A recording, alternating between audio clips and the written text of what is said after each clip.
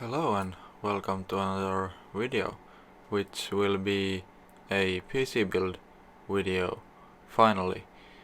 In this video I'll try to upgrade a PC found on a landfill with a GPU that was also found on a landfill.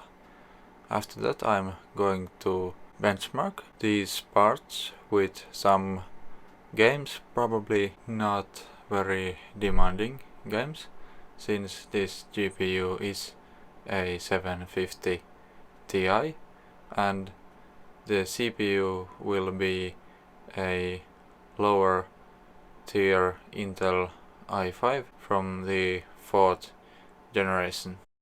Since it was from a landfill, I first tested both components briefly working by installing the GPU in the computer, and everything seemed fine.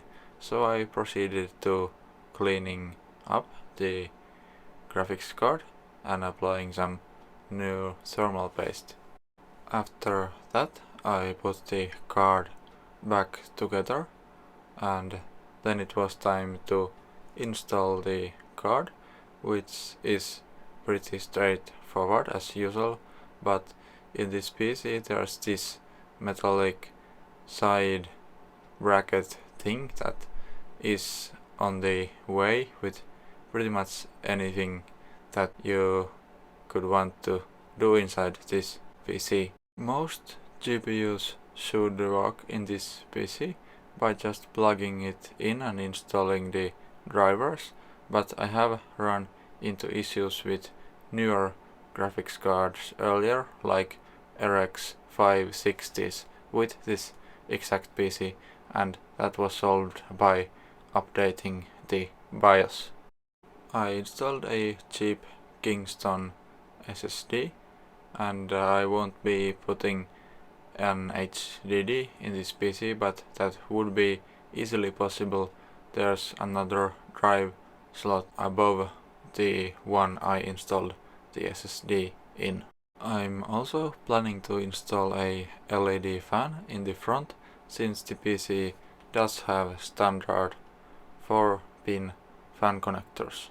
This PC seemingly had a problem with the RAM slots, or the other one of them. It wouldn't accept any other than one specific 2 gig DIMM that I had. I tried different combinations, dual channel or not, but only this one slot would work, or the other if I put that specific 2 gig stick in it. So I just ended up using 1/8 gig DIMM. After the RAM problem was solved, kinda, and the PC again booted up, I redirected my attention to the fan installation. This front panel seems to have mounting holes for some kind of fan, but it must be for a smaller one. I think this fan is 80 millimeters or 8 centimeters, and it wouldn't fit any of the holes exactly, but you can luckily always solve that problem quite well with rubber grommets. To mount the LED fan properly, I also needed to make space for it by bending one of the metallic tabs on the lower HDD mounting slot. I have only an SSD on this slot, which does take much less space anyway, so it's not a problem. It's quite difficult to access the back of the front panel, and it was quite tedious to get the fan installed there properly, but eventually I succeeded in that, and I plugged the 4-pin fan cable on the Lenovo motherboard. After that I installed the GPU back since it was no longer on the way, and I also installed these two extra I/O cables back into the motherboard. I don't think they're necessary, but I installed them back because why not? One of them is a serial port and one of them probably something to do with printers, not exactly sure, but the GPU wasn't too big and I was able to install the cables back. After that, the last step of the PC upgrades was to close the front and the side panels, and after that I could try powering the PC on, and it powered on without any issues. Even the LED fan seemed to work and it didn't make too much noise, so maybe even the speed control was working with the Lenovo motherboard. Here you can see the detailed specs, and I tested it first by running Firestrike benchmark with 3D Mark, and here you can see the benchmark scores. First game I tested was Fortnite, since I thought this GPU would handle it perfectly, at least with the new performance mode in Fortnite. And I was mostly right.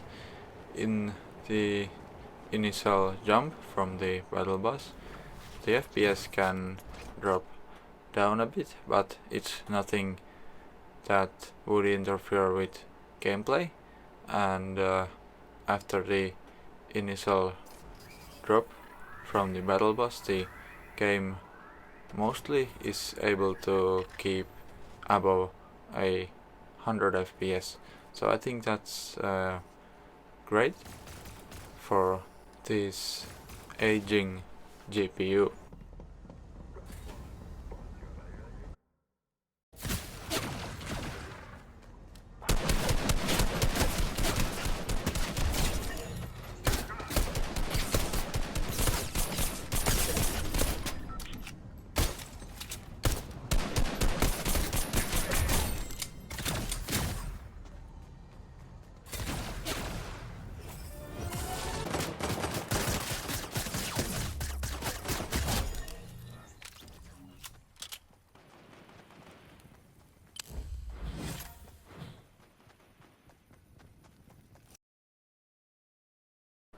CSGO in Inferno with bots, so an offline game, worked perfectly. I could almost always see the FPS being above 200. So yeah, CSGO still runs playably with a 750 Ti.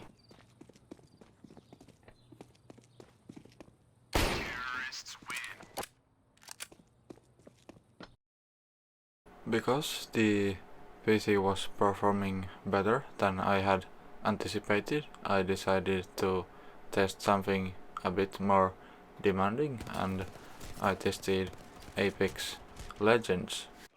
I started by testing 1080p low settings, but the game was not able to hold 60 FPS, and there was a lot of more severe FPS drops, and the gameplay experience wasn't really that great.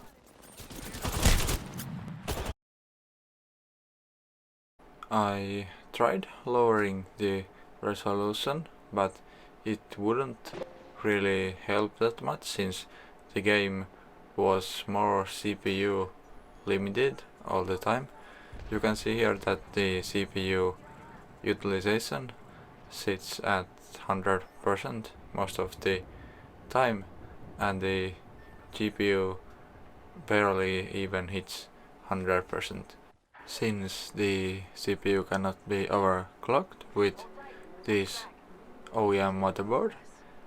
A solution would probably be to get a better CPU that would have a higher clock speed. So as a conclusion, I would say that with these specs in 2021 you can't of course play every game, but this PC definitely doesn't belong into the trash either.